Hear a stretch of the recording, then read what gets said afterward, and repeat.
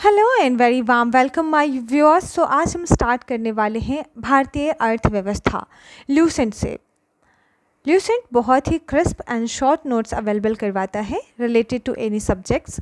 अगर हम पीसीएस या यूपीएससी एग्जामिनेशन की तैयारी कर रहे हैं तो उसमें अर्थव्यवस्था एक बहुत ही इंपॉर्टेंट रोल प्ले करता है। अगर मुझे उससे रिलेटेड बेसिक जानकारी इकट्ठा करनी है, समग्र नॉलेज इकट्ठा करना है, तो डेफिनेटली हमें अपने बेस के रूप में ल्यूसेंट को ज़रूर अपनाना चाहिए। तो आइए शुरू करते हैं ल्यूसेंट। पहला चैप्टर, हमारा पहला चैप्टर है भारतीय अर्थव्यवस्था, जिसमें हम पढ़ेंगे अर्थशास्त्र और अर्थव्यवस्था के बारे में। तो क्या है अर्थशास्त्र और अर्थव्यवस्था, यानी इकोनॉमिक्स एंड इकोनॉमी, दोनों के बारे में हम समझते हैं यहाँ पे डेफिनेशन।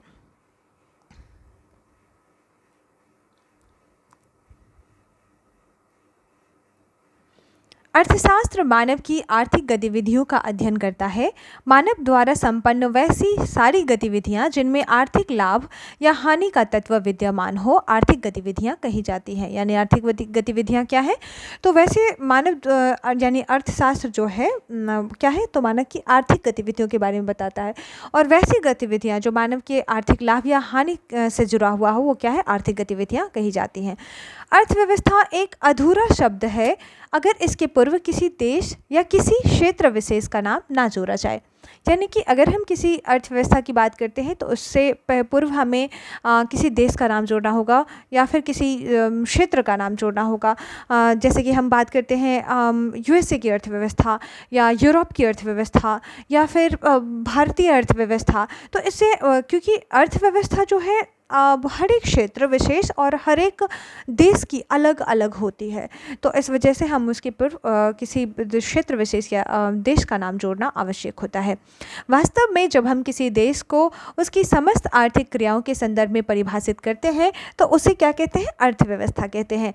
आर्थिक क्रिया किसी देश के व्यापारिक क्षेत्र, घरेलू क्षेत्र, सरकार द्वारा दुर्लभ संसाधनों के प्रयोग, वस्तुओं तथा सेवाओं के उपभोग, उत्पादन तथा वितरण से संबंधित है। हम बात करते हैं अर्थव्यवस्था की परिभाषा, यानी कि क्या है अर्थव्यवस्था।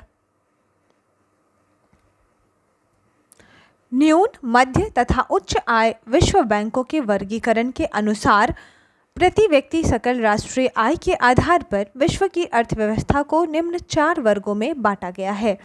पहला वर्ग है नीची आय वाली अर्थव्यवस्था, दूसरा है नीची मध्य आय वाली और उच्च मध्य आय वाली और उच्च आय वाली। ये 4 कैटेगरी में इसे कैटेगराइज किया गया है।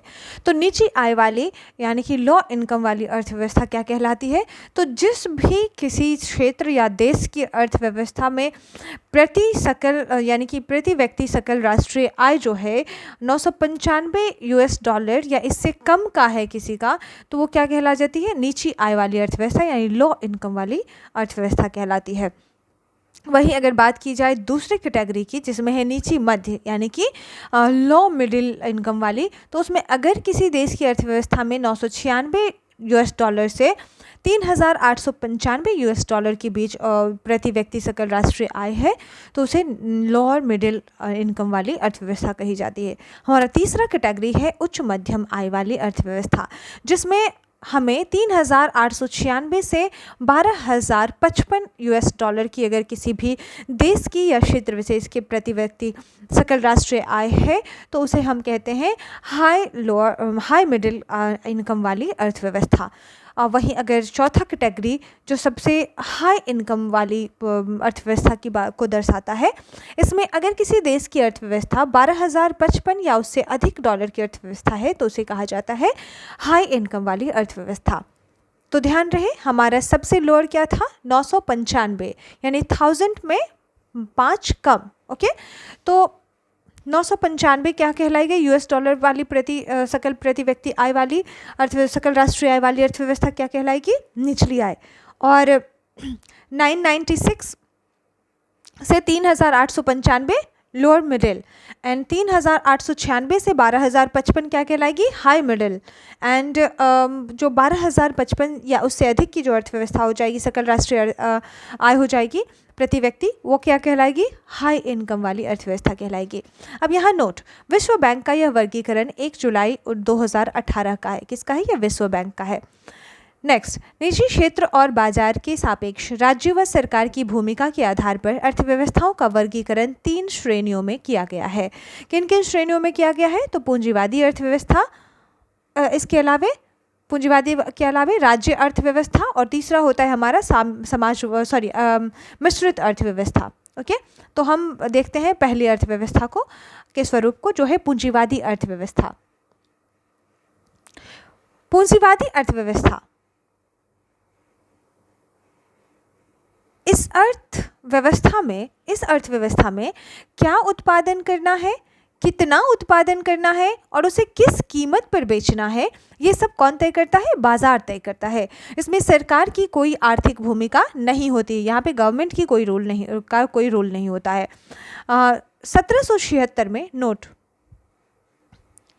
1776 में प्रकाशित एडम स्मिथ की किताब द वेल्थ ऑफ नेशन, उसकी बुक है द वेल्थ ऑफ नेशंस, को पूंजीवादी अर्थव्यवस्था का उद्गम स्रोत माना जाता है। अब हम बात करते हैं राज्य अर्थव्यवस्था की। इस अर्थव्यवस्था की उत्पत्ति पूंजीवादी अर्थव्यवस्था की लोकप्रियता के विरोध स्वरूप हुआ। इसमें उत्पादन, आपूर्ति और कीमत सबका फैसला सरकार द्वारा लिया जाता है। किसमें? राज्य अर्थव्यवस्था में। ध्यान रहे, पूंजीवादी अर्थव्यवस्था में सरकार की कोई भूमिका यानी कोई रोल नहीं होता, जबकि राज्य अर्थव्यवस्था में उत्पादन, आपूर्ति और कीमत सबका फैसला कौन करती है? सरकार ही तय करती है। ऐसी अर्थव्यवस्था को केंद्रीकृत नियोजित अर्थव्यवस्था कहते हैं, जो गैर बाजारी अर्थव्यवस्था होती है। राज्य अर्थव्यवस्था की दो अलग अलग शैली नजर आती है। सोवियत संघ की अर्थव्यवस्था को समाजवादी अर्थव्यवस्था कहा जाता है, यानी कहते हैं किसकी? सोवियत संघ की जो अर्थव्यवस्था है उसको क्या कहते हैं? समाजवादी अर्थव्यवस्था कहते हैं। जबकि 1985 ईस्वी से पहले चीन की जो अर्थव्यवस्था थी वो क्या कहलाती थी? साम्यवादी अर्थव्यवस्था कहलाती थी। तो चीन की अर्थव्यवस्था क्या थी? साम्यवादी अर्थव्यवस्था। समाजवादी अर्थव्यवस्था में उत्पादन के साधनों पर सामूहिक नियंत्रण। ध्यान रहे, बात कह रहा है कि जो समाजवादी अर्थव्यवस्था होती है उसमें किसकी अर्थव्यवस्था समाजवादी है? सोवियत संघ की अर्थव्यवस्था है ना, समाजवादी अर्थव्यवस्था है। इसमें क्या कह रहा है कि उत्पादन के साधनों पर सामूहिक नियंत्रण। ध्यान रहे, समाजवादी अर्थव्यवस्था में क्या होता है? उत्पादन के साधनों पर सामूहिक नियंत्रण की बात शामिल थी और अर्थव्यवस्था को चलाने में सरकार की बड़ी भूमिका थी। वहीं साम्यवादी अर्थव्यवस्था जो 1985 से पहले थी, चाइना की अर्थव्यवस्था, उसमें सभी संपत्तियों पर सरकार का नियंत्रण था और श्रम संसाधन भी सरकार के अधीन थे। ओके, नोट, पहली बार राज्य अर्थव्यवस्था सिद्धांत किसने दिया था? जर्मन के दार्शनिक थे। कौन थे? Karl Marx. 1818 से 1883 तक इनका रहा था जो है पीरियड, इन्होंने दिया था, जो एक व्यवस्था के तौर पर पहली बार 1917 में बोल्शेविक क्रांति के बाद सोवियत संघ में नजर आई। इसका आदर्श रूप चीन 1949 में सामने आया। आदर्श रूप चीन में सामने आया। ठीक है, ओके। जीडीपी, यहां बात कर रहा है पीपीपी, यानी कि परचेजिंग पावर पैरिटी, क्रय शक्ति समता की बात करता है। जीडीपी का मतलब क्रय शक्ति समता पर आधारित सकल घरेलू उत्पाद है। किस पर आधारित? तो क्रय शक्ति समता पर आधारित सकल घरेलू उत्पाद है। देशों को वित्तीय और सांख्यिकीय संस्थानों से जीडीपी यानी कि पीपीपी अनुमानों द्वारा क्रमबद्ध किया जाता है, जो बाजार या सरकारी आधिकारिक विनिमय दरों का उपयोग करके गणना करते हैं। पीपीपी का उपयोग करते हुए जीडीपी की तुलना राज्य के घरेलू बाजार का आकलन करते समय नाम मात्र जीडीपी का उपयोग करने वाले की तुलना में अधिक उपयोगी होती है। ध्यान रहे, ये क्या कह रहा है कि जब जीडीपी का मतलब ये बता रहा है कि जीडीपी का मतलब क्रय शक्ति समता पर आधारित हो, पीपीपी पर आधारित होता है, सकल घरेलू उत्पाद है। देश को वित्तीय और सांख्यिकीय संस्थानों से जीडीपी अनुमानों द्वारा क्रमबद्ध किया जाता है, जो क्या है? बाजार या सरकारी आधिकारिक विनिमय दरों का उपयोग करके गणना करते हैं। किसका उपयोग करके गणना करते हैं?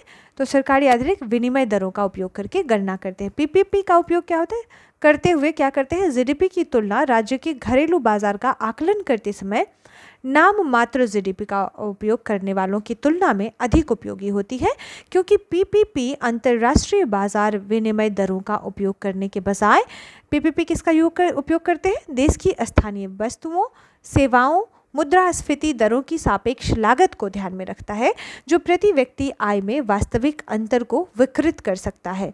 पीपीपी का उपयोग अक्सर गरीबी की सीमा को मापने के लिए किया जाता है और इसका उपयोग संयुक्त राष्ट्र द्वारा मानव विकास सूचकांक के निर्माण में भी किया जाता है। बहुत ही इंपॉर्टेंट था, ये बता रहा था पीपीपी के बारे में।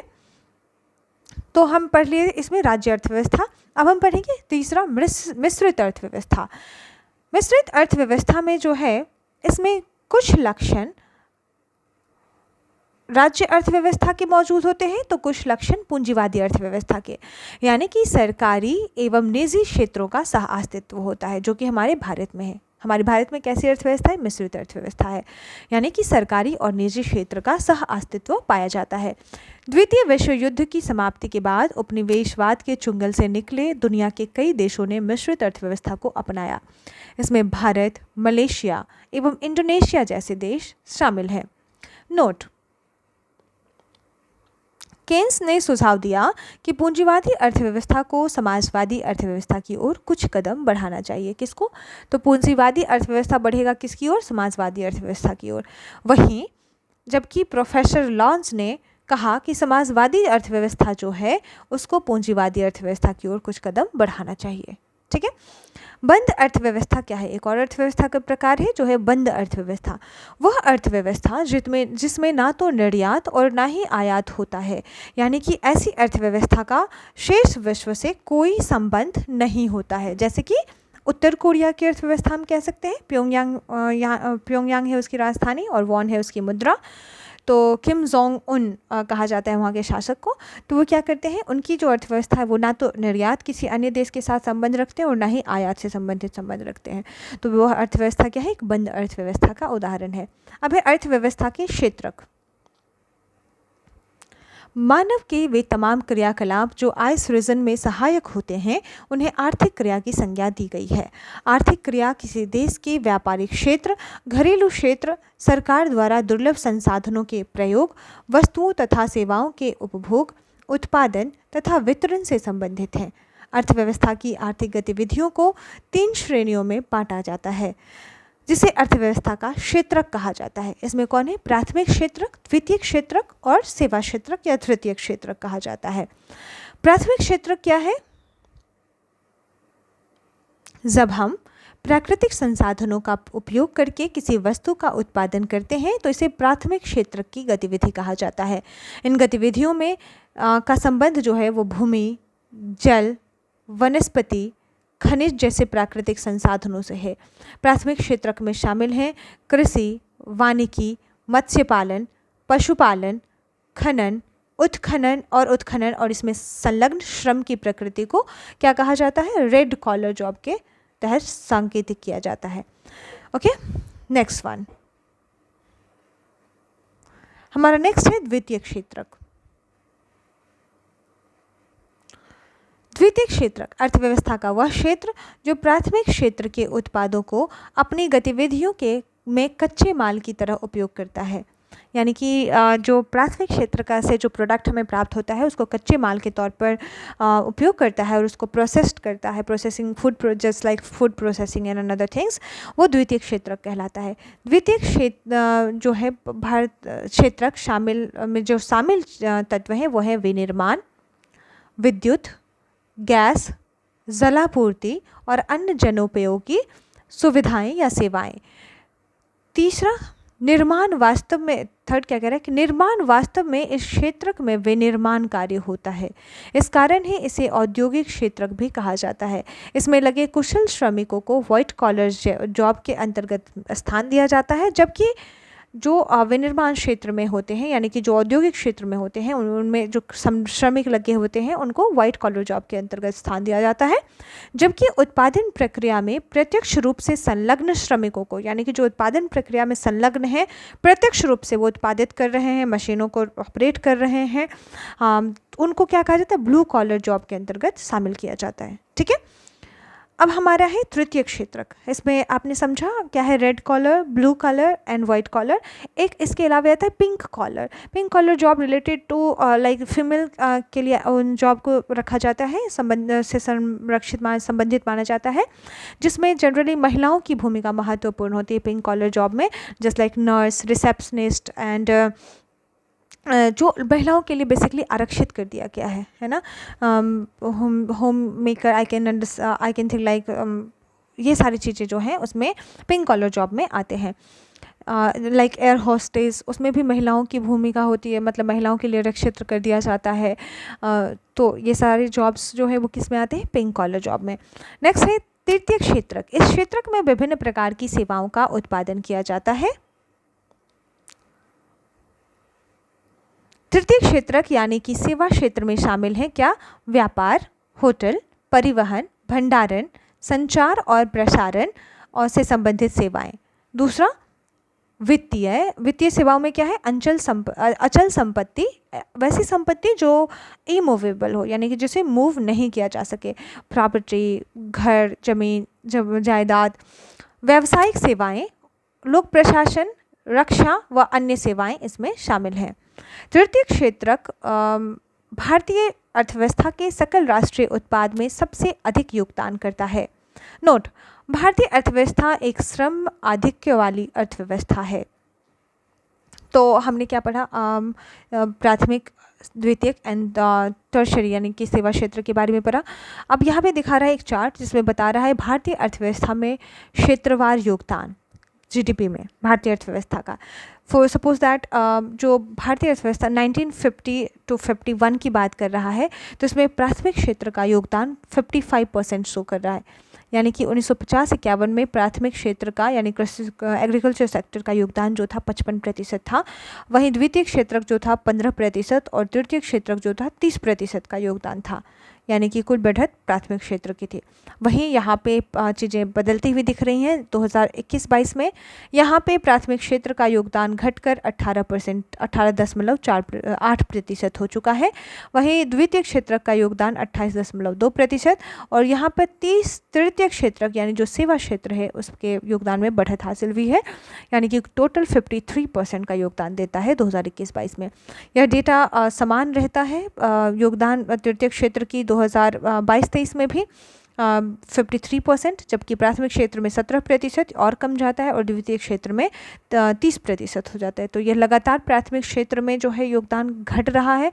वहीं अगर हम 2023-24 की बात करें तो इस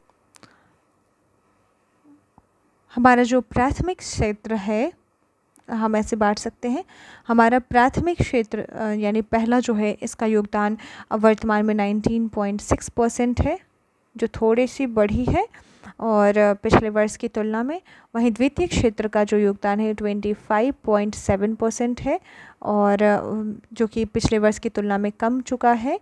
और वहीं जो तृतीय क्षेत्र की बात करें तो इसमें अभी इसका योगदान 54.7% का योगदान है तृतीय क्षेत्र का। ठीक है, तो ये डेटा है 2024-25 का। और अगर हम 2025 के अनुमान की बात करें कि यानी कि 2025 में जो अनुमान है तो इसके अनुमान के अनुसार ऐसी संभावना है कि प्राथमिक क्षेत्र में जो योगदान है और फिर पुनः घटने की संभावना है, जो कि 17% होगा प्राथमिक सेक्टर में, और द्वितीय सेक्टर में ये 27.6% रहेगा, लगभग पिछले वर्ष से थोड़ा सा ज़्यादा। और तृतीय क्षेत्र का योगदान पिछले वर्ष की तुलना में जो है और बढ़ने की संभावना है, लगभग 55.3% रहने की संभावना है। तो इस प्रकार हम जीडीपी में प्राथमिक, द्वितीयक और तृतीयक क्षेत्र के योगदान को समझ सकते हैं और समझ सकते हैं कि स्वतंत्रता प्राप्ति के समय से लेकर वर्तमान में कितना बदलाव आया है क्षेत्र और उसकी सेवाओं से संबंधित। तो इस प्रकार हम पहले चैप्टर को कंप्लीट कर चुके हैं। हमारा नेक्स्ट चैप्टर है आर्थिक समृद्धि एवं आर्थिक विकास।